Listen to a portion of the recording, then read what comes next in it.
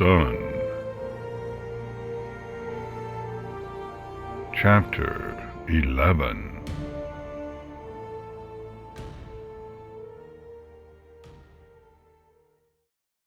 The council listened in silence as Rye Smile read a litany of readiness reports from towns across the kingdom. Not a single pony objected to the tedium nor interrupted it. Since Celestia's declaration, council meetings had taken on an entirely new tone. Celestia had given them all a direct hoof in the protection of the kingdom against an existential threat, and allowed no pony to detract from the efficiency of their exchanges by bickering over speaking rights or ulterior motives. In summary, our supply trains have prioritized population centers and areas nearest the enemy. We are marginally ahead of the demand stemming from the new enlistments. Rye Smile bowed her head, then sat down. Thank you, Rye Smile, answered Celestia. I now open the floor to... The castle floor shook beneath their feet. A distant rumble sounded. Several members of the council got to their hooves. The door flew open, and a pair of guards galloped into the room. The first bowed his head low to the council and began an apology, but the second cut him off. Your Highness, we must get all of you to safety. A dragon is attacking Canterlot. As if emphasizing his words, the ground shook again. The council members exchanged looks of disbelief. Faint screams crept in at the edge of audibility. All of you should take refuge in the undertunnels, barked Jetstream. I will remain above ground to coordinate city forces. Princess, as our highest priority, your safety is paramount. He addressed the recently arrived guards as well as those stationed inside the chamber. Take the princess and the other council members to safety. No, overruled Celestia. Take only the council. The city will need my help. When several present objected, Celestia raised her voice. Guards, I order you to escort the council to the catacombs. Jetstream, you may remain if you wish, but you will not tell any pony to engage the dragon. Do you understand?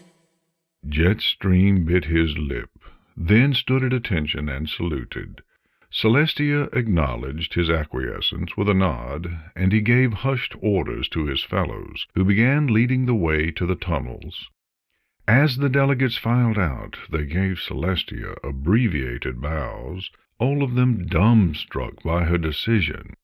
Even Rye Smile seemed puzzled.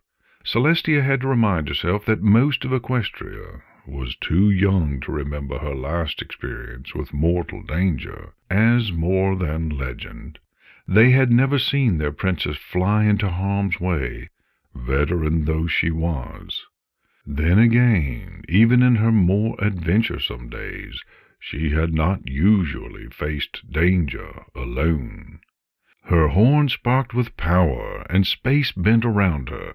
In an instant she was no longer watching concerned faces shovel out of a castle chamber, but standing atop a castle parapet looking outward. Canterlot was burning. Fires raged in every neighborhood, and screams and smoke floated up from above them. Whole blocks had been leveled, and rubble blocked the streets. From her vantage point the castle appeared strangely unharmed. Pandemonium plagued the streets. The city's first responders hurried from street to street, loading injured ponies into stretchers and herding the rest out of damaged areas. Fillies cried out for their parents, and parents for their young. A crowd was gathering at the castle gates, pushing for entry. Above it all, two enormous leathery wings sailed over the carnage, ferrying the monster that had wrought it.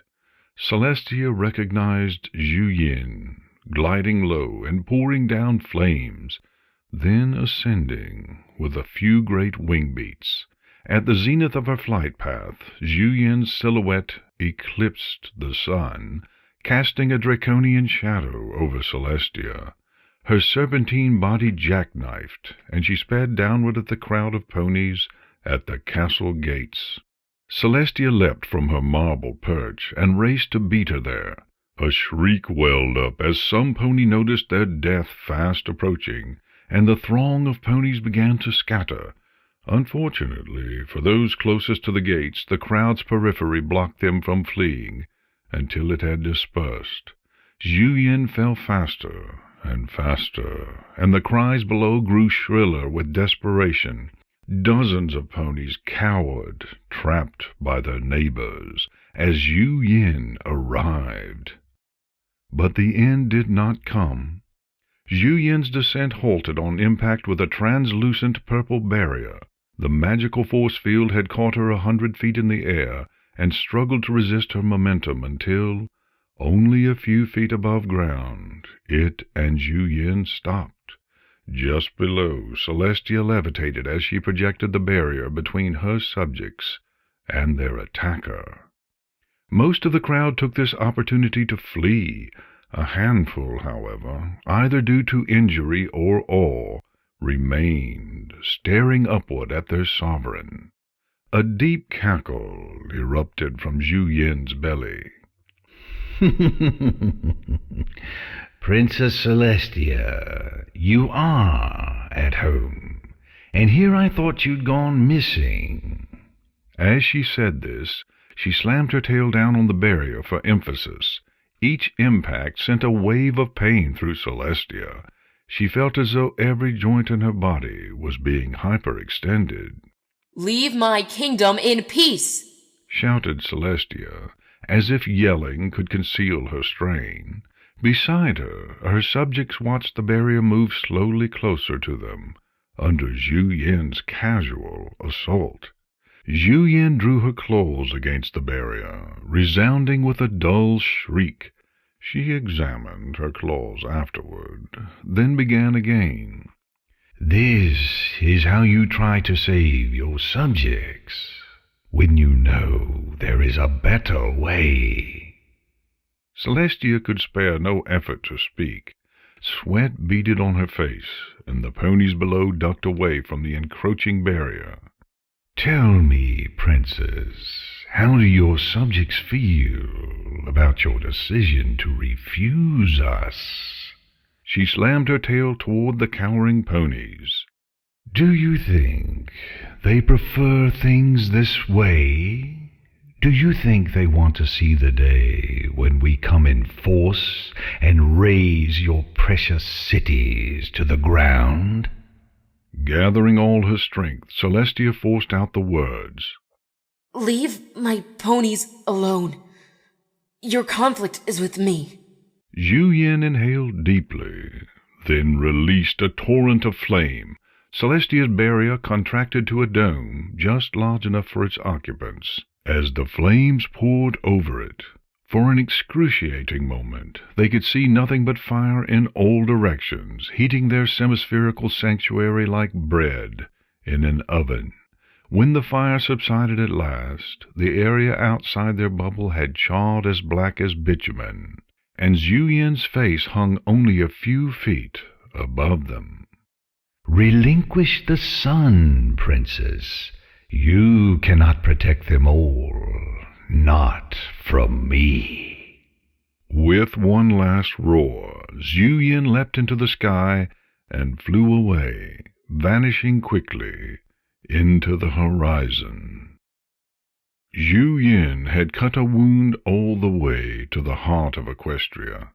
Every city and settlement she had passed on her way to Equestria bore the scorch marks of her visit, but as deadly as many of these flyby attacks had been, none compared to the damage to Canterlot. Here, where Zhuyin had landed, buildings had toppled in every direction. There was no one neighborhood or quarter to focus on, but a competing array of disaster areas where Zhuyin had indulged her hatred for ponies. Overwhelmed rescue teams provided as much food, water, and medical treatment as they could, while the displaced were ushered into temporary housing within the castle walls. Firefighters extinguished the lingering flames, then led the search for the trapped and injured. Those lucky enough to have survived with homes intact searched for their neighbors who were not. Celestia's heart stumbled when she realized she had not seen Inkstain since before the attack. She almost collapsed with relief when she found her, huddled away in the catacombs. She had been lucky enough to have been one of the first ones to reach them, which made the city's tattered state all the more shocking to her when she resurfaced. Inkstain's despair was an echo of Celestia's own. After several hours of vigilance for Zhuyin's return, Canterlot was deemed secure enough for the council to reconvene. Jetstream did not attend. He had excused himself to direct the relief effort. None questioned his absence, though some wondered to themselves if he was also avoiding the council. Equestria's failure to repel the dragon sooner no doubt weighed heavily on his shoulders. Celestia envied his atonement. She had failed her ponies again, led them to a place darker than her nightmares. For her part, Rye's smile agreed. The decision to go to war was a mistake. We should agree to the dragon's terms before any more equestrians die. Had any pony else said them, Rye's smile's words would have sounded like an attempt to pass blame, but from her they were merely a statement of known fact. A mistake had brought destruction to Equestria. She had been generous to leave unsaid whose mistake it was. Even Boutonniere seemed unhappy to have been right. His vulnerable tone and shrunken face showed more melancholy than she had ever seen in him. We should send a delegation to the dragons, offer them our unconditional surrender. The council held its breath. Celestia nodded. I will handle the matter myself. She felt as though she had just removed her crown and tossed it into the nearest wastebasket. After today, perhaps she ought to. The rest of the meeting was spent coordinating relief efforts. Celestia contributed little other than her royal agreement to aid proposals. At this moment she was the least qualified member of the council, the only one who had risked and lost a yet unmeasured plethora of ponies out of a selfish desire to see her sister again. Worse, though, she recognized with painful clarity that she needed to comply with the dragons. She still wished from the depths of her heart not to do it. Even now she caught herself entertaining improbable fantasies, trying to construct some narrative, however implausible, in which she could have both her sister and her kingdom. Irate with her own childishness, she forced her eyes onto the tapestry depicting her sister's banishment. Even if she could have both, she told herself, Luna and Equestria wouldn't exactly get along. After the meeting adjourned, Inkstain joined Celestia en route to her chambers. You're not really going to do it, are you? You have a spell or something that can protect us? Celestia acknowledged the guards at the entrance to her rooms, then entered with Inkstain at her side. As soon as the doors shut, Celestia addressed her. You know better than that, Inkstain. No, I don't. Celestia wanted to offer a warmer tone, but at present she had no warmth left in her. I accepted you as my assistance for your trust. Though you have often questioned me, you have always believed in me. I see now that I have abused that trust. Inkstain's face fell. Princess, I have become proud, blind, and stupid. I've allowed myself to indulge my own feelings over the needs of my subjects, and now many of them will never have the chance to hear my apology. With a faint glow of her horn, she opened the doors to her balcony. Look, she said, motioning toward the scarred city. At the price Equestria paid for my stubbornness. No! Protested Inkstain, taking offense. You're the wisest, most powerful pony in Equestria. That only makes me more culpable for my mistakes. And for all my power, I was unable to repel Zhuyin. we just need allies. The dragons can't possibly win a war against the entire world, can they? What if we asked for help? From whom, Inkstain? The Griffin Kingdom? The Minotaur Nation? There are many friends to Equestria, but there are none foolish or desperate enough to join a war against dragons, especially not after today. Inkstain's expression gathered like an oncoming storm. She drew breath, as if to speak, but found no words. She turned away from her liege and confidant, then stomped to the door. On her way out, she muttered, Then maybe we need some new friends. Celestia stared in silence for a minute, half expecting Inkstain to re-enter. When she didn't, Celestia consoled herself that it was probably for the best. She had to prepare. The dragons would be expecting her. She needed to visit them. Before that, she would need to scribe her official message. Before that, she would need to regain her discipline and commit her heart to the task. Before that, she would need to say goodbye. She stood on her balcony, gazed down at the torn city, then skyward. The dragons were patient creatures. They would forgive one last sunset. She entered her familiar trance, and the sun replied in turn. It sank below the horizon, making room for the rising moon and brightening stars. Neither moon nor sun nor stars suspected that this would be their last dance.